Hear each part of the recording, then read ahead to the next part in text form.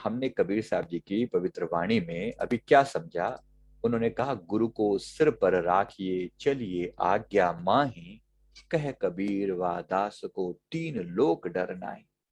जो गुरु की आज्ञा को सर पर धारण करके चलते हैं, उनको तीनों लोकों में फिर किसी से डरने की जरूरत नहीं रहती।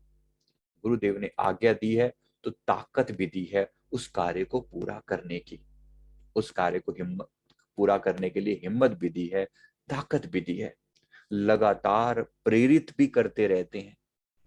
हम आपको देखो, डायरेक्ट आज्ञा नहीं मिलती गुरु की, लेकिन जिनको मिलती है वो महाभाग्यशाली हैं कि गुरुदेव समस्त सम्मुख बैठकर उनको आज्ञा देते हैं। लेकिन अगर किसी को नहीं भी मिलती तो परोक्ष रूप से जो आज्ञा होती है, गुरु के वचन ही गुरु की आज्ञा है। गुरुदेव ने फरमाया, इससे कहती है 5 नियमों का पालन करो, तो ये आज्ञा है। इस आज्ञा का दिल से पालन करें, जितना हो सके इस बाउंड्री के भीतर रहे। अब गुरु की आज्ञा है कि ये काम करना है तो फिर करना है, उसमें पूरा तवज्जो पूरा ध्यान लगे और चलिए आज्ञा माही, कह कबीर उस दास को तीन लोक डरना ही। फिर उसे किसी से डरने की जरूरत नहीं रह जाती, क्योंकि गुरु की आज्ञा जिन्होंने अपने सर पर धारण की हुई है। गुरु हमेशा साथ होते हैं, गुरु की कृपा अपार है।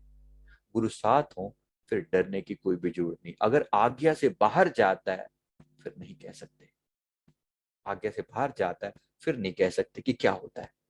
तो आज्ञा के भीतर रहें जितना हो सके। गुरु ने आज्ञा दी। मैंने पहले भी एक बार कभी उदाहरण दिया था। एक बार एक व्यक्ति जर्मनी से हमारे सतगुरुदेव भगवान जी की सेवा में आया। किसी किसी महात्मा जी के कोई रिश्ते में लगते थे वो जो थे कुछ लगते थे। तो वो आए तो गुरुदेव ने, श्री सतगुरुदेव भगवान जी के आगे उन्होंने प्रार्थना करी कि मेरे मुझे कुछ सेवा दीजिए। मैं बड़े दिनों के बाद, सालों के बाद यहाँ पर आया हूँ, तो कुछ दिनों के लिए यहाँ पर रहना है, तो आप कुछ दिनों की मुझे सेवा दीजिए। वहीं पला बड़ा, वहीं पैदा हुआ वो व्यक्ति। तो नॉर्मली गुरुदेव मतलब ऐसे व्यक्ति को जो सेवा देते हैं वो बड़ी, जैसे जिस हिसाब से जो भी उनकी शरीर है उनके हिसाब से। गुरुदेव ने उनके देखा, सदगुरुदेव भगवान जी के सामने कोई व्यक्ति जाए तो अपनी आंखों से पूरा एक्सरे का उतार लेते हैं उसका अंदर का, कि ये किस अवस्था में आया, ये चाहता क्या है, और इसके आगे के कर्म, उसके पीछे के कर्म, और उसके साथ क्या हुआ है, और आगे की और पीछे की सारी यात्रा सदगुरु के सामने तो ऐसा दिखता है जैसे जैसे अपने हाथ पर कोई वस्तु रखी होती है ना, बस ऐसे दिखता है कि सारी यात्रा पहले देखते हैं। इसलिए हम अपने गुरु के सामने तो चुपचाप सर झुकाकर खड़े रहते हैं, और ये देखते हैं कि सदगुरुदेव की कृपा दृष्टि हम पर पड़ जाए, निहाल हो गए हम, निहाल हो जाए। बस देख लिया बहुत है, एक नजर भी पड़ जाए ना, एक दृष्टि तारे गुरु पूरा। इतनी अपार शक्ति है प्रभु के पास, इतनी अपार। एक दृष्टि तारे गुरु पूरा, एक नजर मात्र भी देख लेना तो आर पार कर दे। तो गुरुदेव ने उसकी ओर दृष्टि डाली और देखा कि इसके कर्मों का हिसाब किताब क्या। तो प्रभु ने उस कुछ देख कर फरमाया कि इसको ना बोलो टॉयलेट की सेवा करे, टॉयलेट साफ करे। ये पुराने समय की बात है, उस समय टॉयलेट भी वो पुराने टाइप के होते थे, जहां पर वो फ्लश ही नहीं, वो दूसरे टाइप के टॉयलेट टॉयलेट होते थे पुराने। तो वो साफ, और लोगों को बड़ा, जो आस पास वाले थे उनको थोड़ा बुरा लगा, भाई ये प्रभु ये क्या फरमा रहे हैं कि टॉयलेट की साफ सेवा करे। गुरु भगवान है, कुछ आज्ञा दे दी तो कुछ तो प्रॉब्लम होएगी, कुछ तो कारण होगा। उस व्यक्ति, उसने जैसे तैसे कहा कि प्रभु जो आपकी आज्ञा, he did, he went all the way. वो गए वहां पर, उन्होंने अपने तरीके से बड़े प्यार से जो है सेवा शुरू कर दी।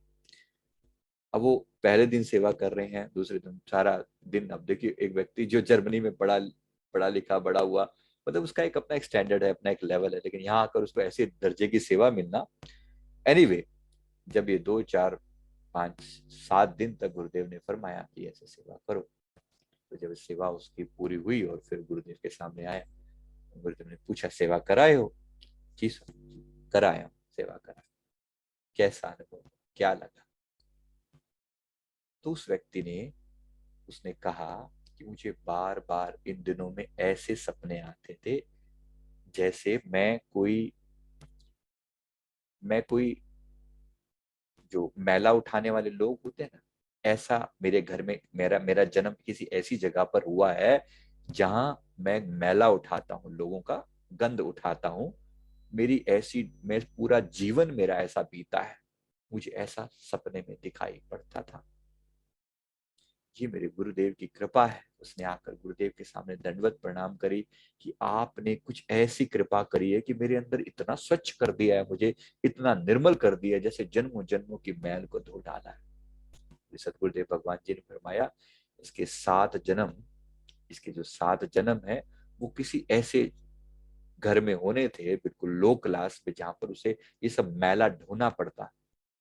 और अगले 7 जन्म, एक आध की बात नहीं कर रहे हैं, 7 दिनों में श्री सतगुरुदेव भगवान जी ने 7 जन्मों का हिसाब किताब पूरा कर दिया। गुरु की कृपा नहीं, जिसने भी गुरु के साथ प्यार किया है वही सदगुरु वहां पर हमें हमें फरमा रहे हैं। तो गुरुदेव ने ये फरमा रहे हैं कि गुरु को सिर पर राखिए चलिए आज्ञा माही। अगर आज्ञा दे दी तो फिर आज्ञा मान ली। कह कबीर दादास को 3 लोक डरना है। फिर 3 लोग, किसी से डरने की जरूरत नहीं। एक बार